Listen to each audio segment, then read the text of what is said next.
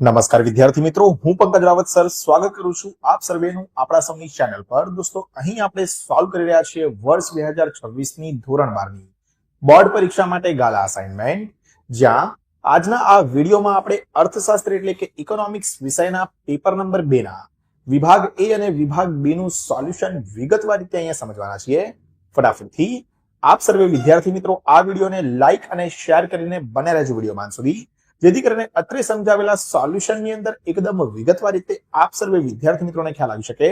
આ સિવાય જો આપ શ્રી છો આપણી ચેનલ ઉપર નવા અને હજુ સુધી ચેનલ ઉપર નથી જોડાયા તો નીચે આવેલા લાલ કલરના સબસ્ક્રાઇબ બટનને દબાવીને ચેનલ ઉપર જોડી દેજો તથા બાજુમાં આવેલા બેલ આઇકનને કરી દેજો ઓલ પર સેટ, જેથી કરીને ભવિષ્યમાં આવનારા આવા જ મહત્વપૂર્ણ ધોરણ 11-12 કોમર્સને લગતા વિડીયોઝ 2026 ની બોર્ડ પરીક્ષા સુધી અને તેના પછી પણ જે છે તે આપ સર્વે વિદ્યાર્થી મિત્રોને મળતા રહે। ચાલો દોસ્તો, વધુ વાર ન કરતા કરીએ છીએ શરૂઆત અહીંયા પેપર નંબર 2 ના વિભાગ એ ની, જ્યાં હર હંમેશની જેમ સૌથી પહેલા આપણને આપવામાં આવેલા છે વિકલ્પો। 20 વિકલ્પો, પ્રત્યેક માટે 1 ગુણ એટલે 20 ગુણ જે છે દોસ્તો તે અહીંયા આના માટે મળી જાય છે। સૌથી પહેલું છે વૃત્તાંશ આકૃતિમાં વર્તુળનું કુલ ક્ષેત્રફળ કેટલું હોય છે? જૂન 2024 ની બોર્ડ પરીક્ષામાં છેલ્લે પૂછાયેલો આ પ્રશ્ન છે। 360 ડિગ્રી જે છે તે આપણે યાદ રાખીશું વર્તુળનું કુલ ક્ષેત્રફળ।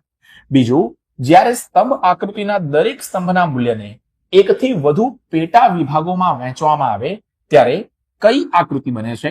માર્ચ 2022 ની બોર્ડ પરીક્ષાનો પ્રશ્ન છે। તો અહીંયા એકથી વધુ વિભાગોમાં વિભાજિત કરીએ ત્યારે વિભાજિત સ્તંભ આકૃતિ જે છે તે અહીંયા બને છે। ત્રીજું છે રાષ્ટ્રીય આવકનો વૃદ્ધિ દર અથવા વસ્તુઓ અને સેવાઓના કુલ ઉત્પાદનના પ્રમાણમાં થતો વધારો એટલે આર્થિક વૃદ્ધિ।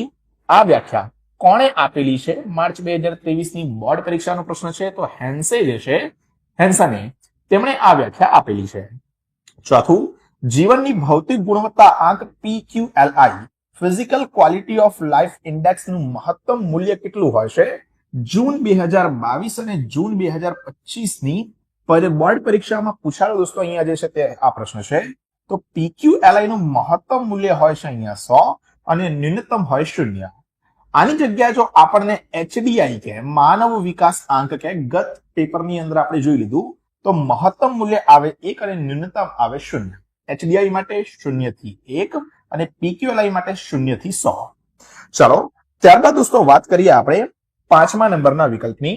5મા નંબરના વિકલ્પમાં આપણને આપવામાં આવેલું છે કે વાસ્તવિક આવક કરતા નાણાકીય આવક વધારે ઝડપથી વધે તેને ફુગાવો કહે છે। આ વ્યાખ્યા આપણને કોણે આપી છે? તો યાદ રાખીશું આ વ્યાખ્યા જે છે દોસ્તો તે આપણને પીગુએ આપી છે। વિકલ્પ નંબર બી આવી જશે આપણો સાચો જવાબ। છઠ્ઠું છે ભારતમાં વેપારી બેંકના મોટા ભાગે કેટલા પ્રકારની થાપણો હોય છે? જુલાઈ 22 અને જૂન 2024 નો આ પ્રશ્ન છે। વેપારી બેંકોમાં મોટા ભાગે 3 પ્રકારની જે છે થાપણો હોય છે: ચાલુ ખાતાની, બચત ખાતાની અને રિકરિંગ। આ 3 થાપણો અહીંયા જોવા મળે છે। સાતમું, ભારતના વિદેશી હુંડિયામણના જથ્થાની સાચવણી કોણ કરે છે? માર્ચ 2025 ની એટલે ગત વર્ષની બોર્ડ પરીક્ષામાં પૂછાયેલો પ્રશ્ન છે। રિઝર્વ બેંક ઓફ ઇન્ડિયા એટલે કે RBI। વિકલ્પ નંબર સી સાચો જવાબ આવી જશે। આઠમું, Indian council of medical research દ્વારા શહેરી વિસ્તારમાં ગરીબી રેખા માટે નક્કી કરેલી દૈનિક કેલેરી કેટલી છે? માર્ચ 2024 અને જૂન 2024 નો દોસ્તો અહીંયા પ્રશ્ન છે। તો 2400 કેલેરી જે છે તે દોસ્તો અહીંયા આપણો સાચો જવાબ આવી જશે। વિકલ્પ નંબર એ। નવમું, ભારતમાં શહેરી ગરીબો માટે પ્રધાનમંત્રી આવાસ યોજના એટલે કે PMAY કયા વર્ષથી શરૂ કરવામાં આવી? જૂન 2025 નો અહીંયા પ્રશ્ન છે।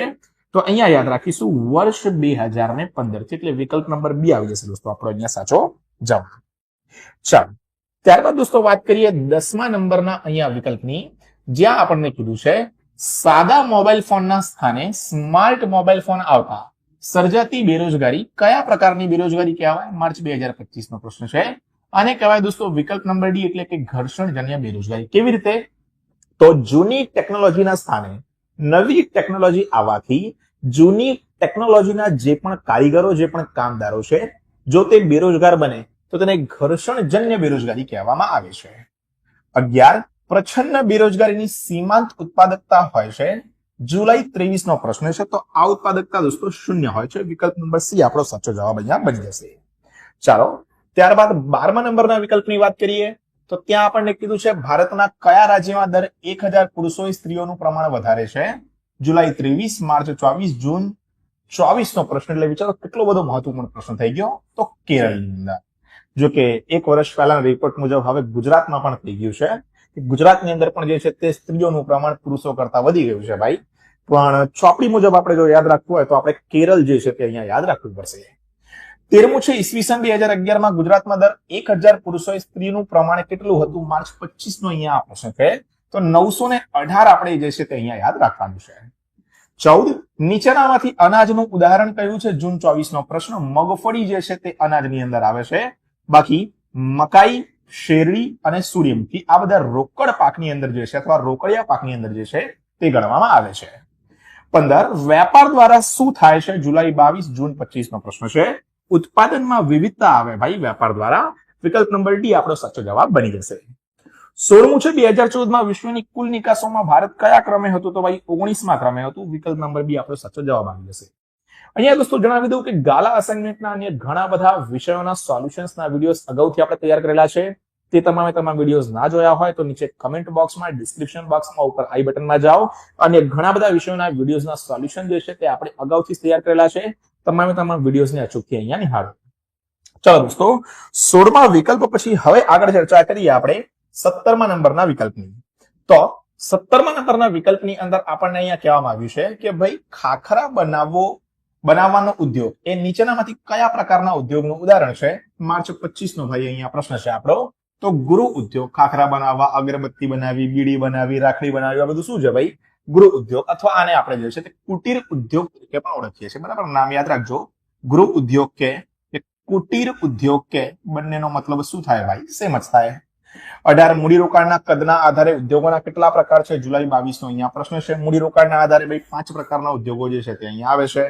19 2050 સુધીમાં વિશ્વની કેટલી વસ્તી શહેરમાં વસતી હશે? જૂન 24 નો પ્રશ્ન. તો 2/3 ભાગની, 2/3 ભાગની વસ્તી હશે. ચલો 20મું ખાદ્ય જંગલ મોડેલમાં નાળિયેરનું કેટલા અંતરે વાવેતર કરવામાં આવે છે? તો 32/32 જે છે તે આપણે અહીંયા યાદ રાખીશું. વિકલ્પ નંબર બી આવી જશે દોસ્તો અહીંયા સાચો જવાબ.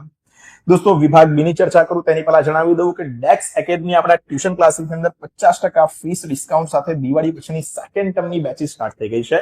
વધુ જાણકારી માટે 8866562578 નંબર ઉપર આજે સંપર્ક કરો અને એક અઠવાડિયાનું ફ્રી ડેમો લેક્ચર અટેન્ડ કર્યા બાદ જ તમારું ધોરણ 11-12 કોમર્સનું આગળનું સફર જે છે તે અહીં વધારો.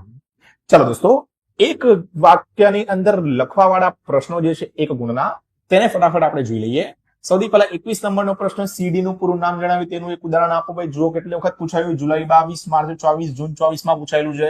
સીડી નું પૂરું નામ કોમ્પેક્ટ ડિસ્ક. ગુજરાતીમાં લખવું હોય તો કોઈ ફેર પડતો નથી. ઉદાહરણમાં ભારતમાં રાષ્ટ્રીય આવકની ગણતરીની સીડી, NSSO ની સીડી, ઘણી બધા પ્રકારના ઉદાહરણો જે છે તે આપણને આપેલા છે. 22 બાળ મૃત્યુ દર એટલે શું? તે શેનું પ્રતિબિંબ છે? જુલાઈ 22, માર્ચ 24 ની અંદર પૂછાયેલો પ્રશ્ન છે. તો જોઈ લઈએ ફટાફટ. બાળ મૃત્યુ દર વાળો પ્રશ્ન. તો બાળ મૃત્યુ દર જે છે તે વર્ષ દરમિયાન જીવતા જન્મેલા દર 1000 બાળકોએ 1 વર્ષનું આયુષ્ય પૂર્ણ કર્યા પહેલા મૃત્યુ પામતા બાળકોની સંખ્યા છે. બાળ મૃત્યુ દર ઘટાડવા સ્વચ્છ પાણી, શુદ્ધ પર્યાવરણ, મહિલાઓની સ્થિતિ, માતૃત્વની કામગીરીનું સંવેદનશીલ જે છે તે અહીં પ્રતિબિંબ છે. 23 નાણાકીય નીતિના ગુણાત્મક સાધનો એટલે શું? જુલાઈ 23, માર્ચ 24 નો પ્રશ્ન છે. નાણાકીય નીતિના ગુણાત્મક સાધનો એટલે જરૂરી ક્ષેત્રો માટે તર્કયુક્ત વપરાતા સાધનો. એ નાણાકીય નીતિના સાધનો થઈ ગયા. 24 વેપારી બેંક તેમજ મધ્યસ્થ બેંકનો અર્થ આપો. જુલાઈ 23 નો પ્રશ્ન છે. વેપારી બેંકનો અર્થ જોઈ લઈએ પહેલા. વેપારી બેંક એટલે એવી સંસ્થા જે બેન્કિંગ અંગેના વ્યવહારો કરે, પૈસાને લેવડ દેવડ કરે. મધ્યસ્થ બેંક એટલે એવી સંસ્થા જેને દેશના સામાન્ય હિત માટે અર્થતંત્રમાં નાણાંના જથ્થાના વિસ્તરણ અને સંકોચનની જવાબદારી જે છે તે અહીંયા સોંપવામાં આવેલી હોય. પછી 25મો પ્રશ્ન છે. સાપેક્ષ ગરીબી માપવા માટે કઈ કઈ પદ્ધતિનો ઉપયોગ થાય છે? જુલાઈ 23 ની અંદર પૂછાયેલો પ્રશ્ન છે ભાઈ. તો જુઓ આવક જૂથોની રચના, લોરેન્જ વક્ર, ગીની ગુણોત્તર વગેરે જેવી પદ્ધતિ જે છે તે સાપેક્ષ ગરીબી માપવા માટે જે છે તે વપરાય છે. આગળ દોસ્તો 26મા નંબરની ચર્ચા કરીએ આપણે. અહીંયા 26મા નંબરની શરૂઆત કરું તેની પહેલા જણાવી દઉં કે ઇન્સ્ટાગ્રામ ઉપર @પંકજ રાવત સર કે પછી @ડેક્સ એકેડમી હજુ સુધી ફોલો નથી કર્યું. ફટાફટ ઇન્સ્ટાગ્રામ ઉપર જાઓ અને બંને પેજીસને ફોલો કરો, કારણ કે ઘણી બધી મહત્વપૂર્ણ અપડેટ્સ ઇન્સ્ટાગ્રામ ઉપર તમને મળશે. સાથે મારી જોડે વ્યક્તિગત રીતે વાર્તાલાપ જે છે તે પણ તમે ઇન્સ્ટાગ્રામ થ્રુ કરી શકશો. તો ઇન્સ્ટાગ્રામના આપણા બંને પેજીસને ફોલો કરજો. સાથે જ ડેક્સ એકેડમી યુટ્યુબ ચેનલને સબસ્ક્રાઇબ કરીને બાજુમાં આવેલા બેલ આઇકનને ઓલ પર સેટ કરી દેજો, જેથી કરીને ભવિષ્યમાં જ્યારે પણ નવા વિડીયોઝ અપલોડ થાય ત્યારે સૌથી પહેલા દોસ્તો આપને તેની અપડેટ મળતી રહે. ચાલો દોસ્તો શરૂઆત કરીએ આપણે 26મા નંબરના પ્રશ્નની. તો 20મા નંબરના પ્રશ્નની અંદર આપણને કીધું છે દીનદયાળ ઉપાધ્યાય ગ્રામીણ કૌશલ્ય યોજના DUGKY ની શરૂઆત કયા ઉદ્દેશ્યથી ક્યારે શરૂ કરવામાં આવી છે?